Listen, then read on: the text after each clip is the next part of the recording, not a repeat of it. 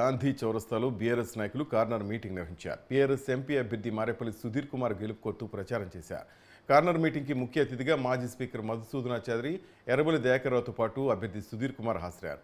Congress, BJP అభ్యర్థులు మాయమాటలు నమ్మదని కోరారు. కడియం శ్రీహరి, ఆరూరు రమేష్ పార్టీలో అనేక పదవులు అనుభవించి వెన్నుపోటు పొడిచారని నేతలు ఆరోపించారు. ఇలాంటి వారికి బుద్ధి చెప్పాలని ప్రజలకు పిలుపునిచ్చారు.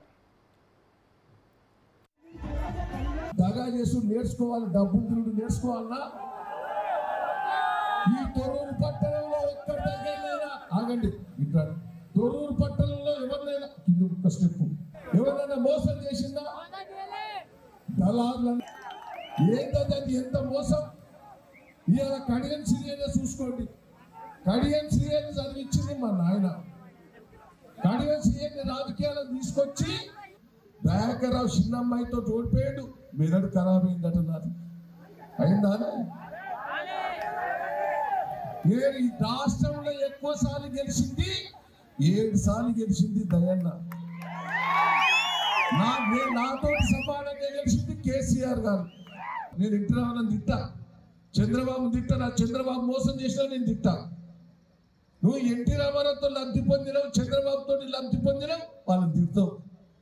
నువ్వు 4 సార్లు ఓడిపోయిన వాళ్ళని తీసుకొచ్చి కేసీఆర్ గారు నీకు ఎంపీ టికెట్ ఇచ్చి గెలిపించు, ఉప ముఖ్యమంత్రి ఇచ్చిండు. ఆయన నీతులు చెప్తాడు. అబ్బా, ఆయన నీతులు చెప్తాడు. నేను రాజకీయ పిచ్చబెట్టినో నేను.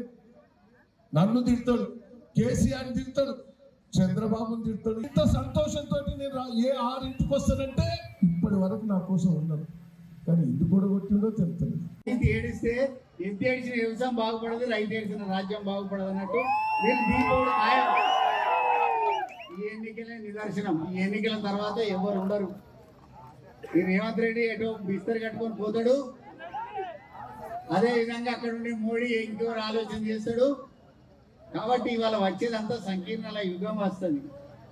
అక్కడ అయిపోయింది, 3 సార్లు ఎలక్షన్ అయిపోయింది, 4వ ఎన్నికలకు ప్రధానమంత్రి వచ్చింది.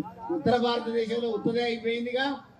తెలంగాణ కన్నా పోతే ఏమైనా దొరుకుతుంది కావచ్చు అనుకొని ఇక్కడికి వచ్చింది. ఇక్కడ కూడా ఉత్తదే. ఇవాళ మన అందరం నిర్ణయం తీసుకున్న తర్వాత ఇవాళ వాళ్ళకు కూడా ఒక ఆలోచన వచ్చింది. ఏం ఆలోచన అంటే, ముఖ్యమంత్రిని పట్టుకపోయినా వట్టిదే కాబట్టి, ప్రధానమంత్రిని పట్టుకపోయినా వట్టిదే కాబట్టి, ఇక ఆఖరికి కొంచెం పైసల మీద నమ్మకం పెట్టుకున్న ఆలోచనలు ఉన్నారు వాళ్ళు. మెత్తగా తినాలి, 2 పైసలు మనయనే. మెత్తగా తినాలి, ఒత్తులు మాత్రం కారు కొత్తాల్సిందిగా కోరుతాను. దయచేసి మీ అందరికి చెప్తా ఉన్నా, మీ అందరికీ నేను మాత్రం ఒక ప్రమాణం చేయదలుచుకున్న ఈ తొర్రూరులో నేను ఎటువంటి భూ కబ్జాలు చేయ, ఏ తలకు మాసినటువంటి పార్టీలు